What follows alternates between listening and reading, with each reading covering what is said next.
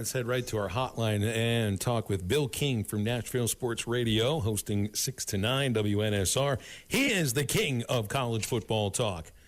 Bill, I think I said happy football season last week when we had you on. Now we've actually had some games to watch. So we're in a sweet spot now, right? It gets real this week, guys. It's officially real this week. I'm very excited about it. Man, what a just a crazy finish to that Florida State Georgia Tech matchup. Is there anything, Bill? I'm ready for this Miami Florida game. That's when I'm looking. There's a lot of good games opening week, but you want to talk about Billy Napier in Florida just changing the whole perception of this team if they're able to beat Miami. What are your thoughts on that? And then also, how does Florida State rebound from that loss? I think Florida plays well in this game with a chance to win. I don't think it's going to necessarily be a predictor of the season, the schedule being so cumbersome, but I wouldn't be surprised if they play very well in this opener at home. Florida State got outcoached at the 8-0 mark where they drive down, easily score, do anything they wanted, run or pass. They got outcoached. They got out tough-guyed. Georgia Tech had to tighten that game up and keep it into a grind. You're not going to get into an athletic foot race, green grass game with that Florida State team if you're Georgia Tech. They got it in the phone booth. They started running all that counter stuff. All you had to do was follow the pulling guard to see where the ball was going. And they got a hat on a hat and out-bullied Florida State. I don't think Florida State thought that could happen, and I don't think they were able to recover. And obviously, guys, it was a last end of the game drive that won. It's not like they blew them out or anything, but they had them on their heels. And, guys, there were only 14 total possessions in that ball game. And that's what Georgia Tech had to have. There was a fantastic coaching job by Brent Key.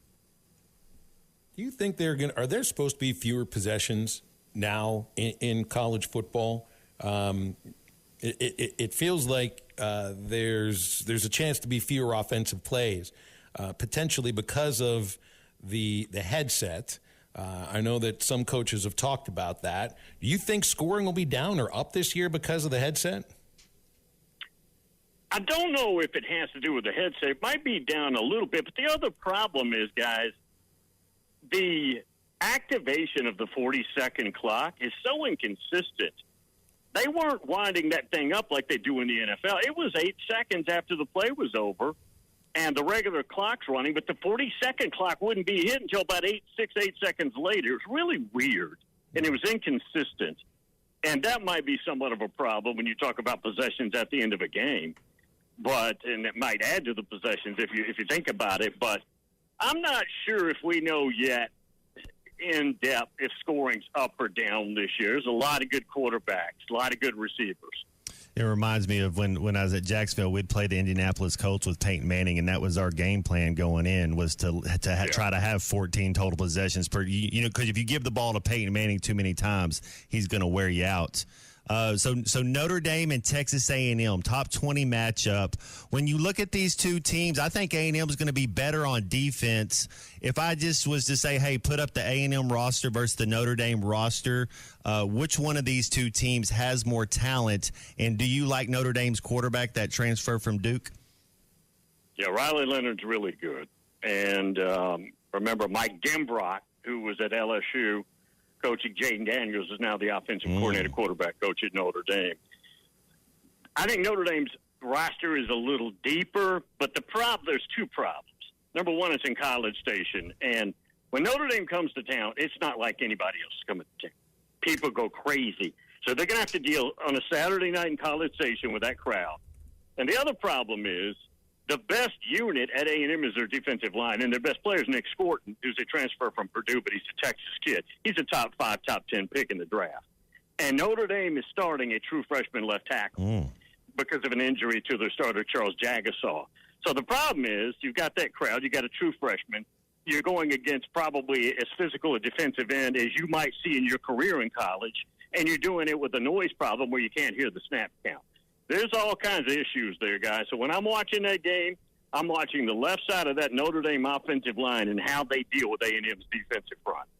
Guess who comes to Fayetteville next year, Bill? First time the schools ever meet. Notre Dame's coming to Fayetteville next year, so we'll have that kind of atmosphere for that game next year for sure. Correct. I wanted to ask about Georgia and Clemson. I know has Kirby said anything about what's going to happen with Travis Etienne? I know they're kind of down at running back too. They've had a season-ending injury of late. What do you think will happen leading up to that game, and then what do you think of the matchup? They're not saying. I'm assuming we're not going to know until we see players trot out into the lineup. They've already taken supposedly 5 figures from him in his NIL money. Now, what 5 figures? That could be $10,000, that could be $50,000. But they say it's 5 figures. That's his punishment.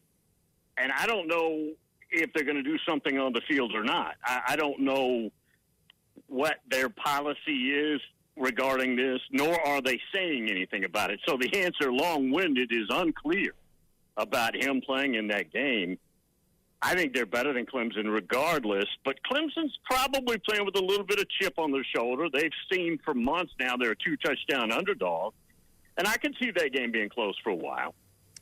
How about Brian Kelly, LSU, that they take on USC September 1st this Sunday, and somehow USC is able to win this game? Are you giving USC a shot against this LSU team? Do you think Brian Kelly could start feeling the heat again? It's going to be a lot of points. Both teams coming off years where their defense wasn't very good.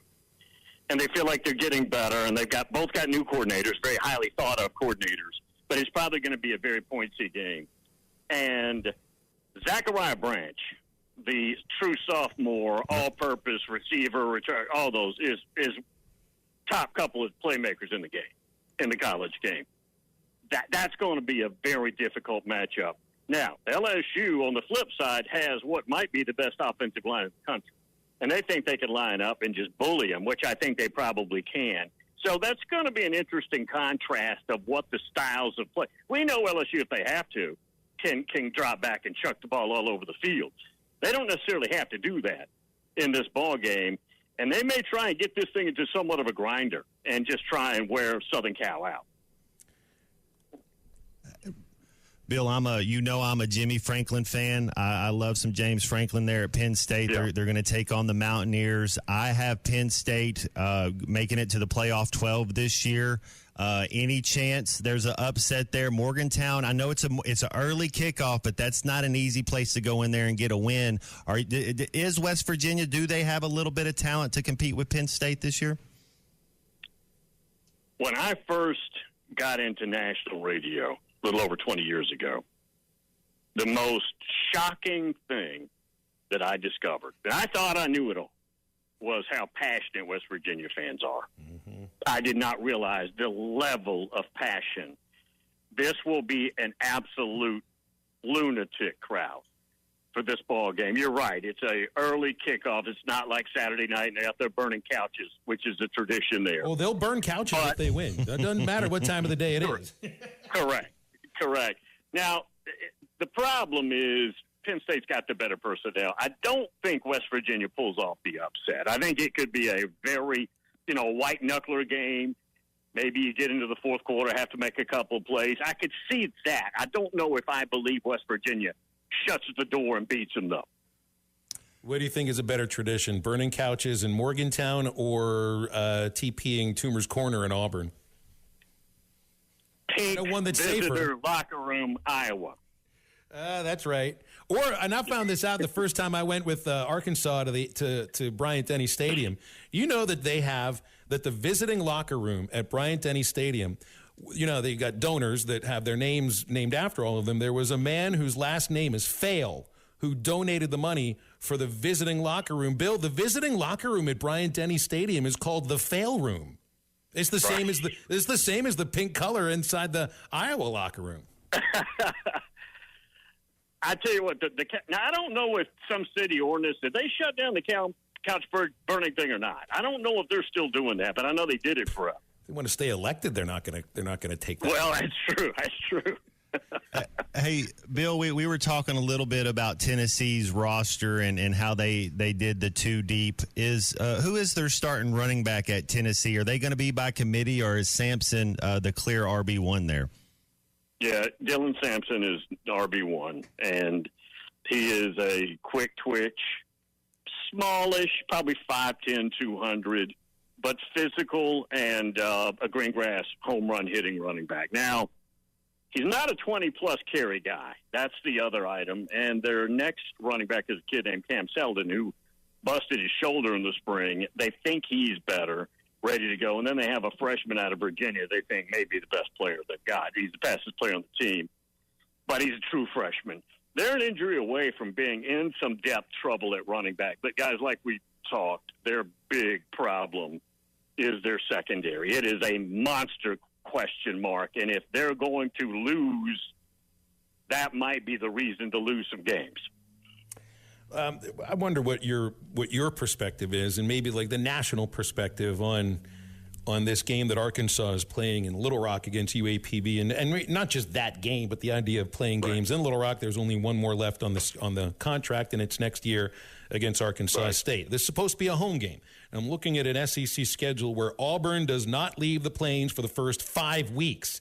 Missouri does not leave Columbia for the first 5 weeks. Their fifth week is an off week. Oklahoma is in Norman for the first 4 weeks. Bill, the Razorbacks play the first 5 games in 5 different stadiums. I don't know other team that's ever had to do that.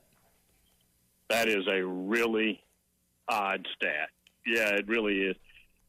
Well, I think, let me give you the national perspective on a show in Arkansas. Not many people believe that Sam Pittman's going to survive after this season. There's very little belief about that. And I don't know what that means. I don't know if that's a locker room motivator, if it matters at all. It shouldn't matter. But that's the consensus outside of the Arkansas family. Now, inside, you guys would probably have a lot better feel for that than me. But it's going to be very difficult, to say the least. Well, you're right, and I've tried to point this out. Nobody is giving Arkansas a shot outside of the borders of the state. Right. Nobody is. So it literally is them against the world, and even in some cases, them against people in their own fan base, which, there's other programs that have the same thing going on. Sure. No same with Florida. Florida doesn't have anybody who believes in them.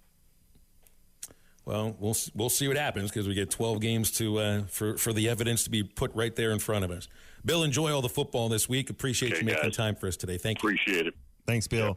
And we always appreciate Bill King, Nashville Sports Radio, stopping by with us every Tuesday on Halftime. BetOnline is your #1 source for all your betting needs. Get the latest odds, lines, and matchup reports for baseball, boxing, golf, and more. BetOnline continues to be the fastest and easiest way to place your wagers, including live betting and your favorite casino and card games available to play right from your phone. Head to the website or use your mobile device to sign up today and get in on the action. Remember to use our promo code BELIEVE, that's BLEAV, for your 50% welcome bonus on your first deposit. Bet online, where the game starts.